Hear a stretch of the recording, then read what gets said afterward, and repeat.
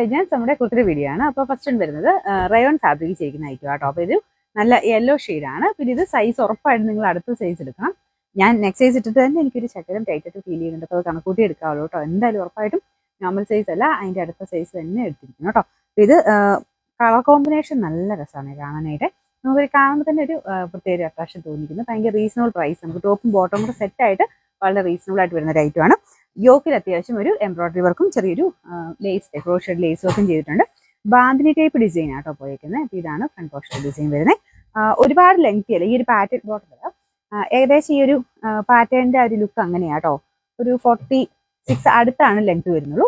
അപ്പോൾ ഇതിന്റെ ബോട്ടത്തിന്റെ ആ ഒരു കളർ ഇച്ചിരി ഡാർക്ക് ആയിട്ട് നിൽക്കും. അപ്പോൾ അതിനൊരു എടുപ്പ് കിട്ടാൻ വേണ്ടി ഒത്തിരി ലെങ്തി ആയിട്ടുള്ള ഐറ്റം അല്ല കേട്ടോ. പക്ഷെ ബോട്ടം നിങ്ങൾക്ക് സെപ്പറേറ്റ് ആണ് യൂസ് ചെയ്യാൻ പറ്റും. ഓഫ് വൈറ്റിന്റെ കൂടെ ഒക്കെ നല്ല ഐറ്റം ആയിരിക്കും ഇത്. ഇതിന്റെ എംബ്രോയിഡറി ഞാൻ അടുപ്പിച്ച് കാണിക്കട്ടെ കേട്ടോ.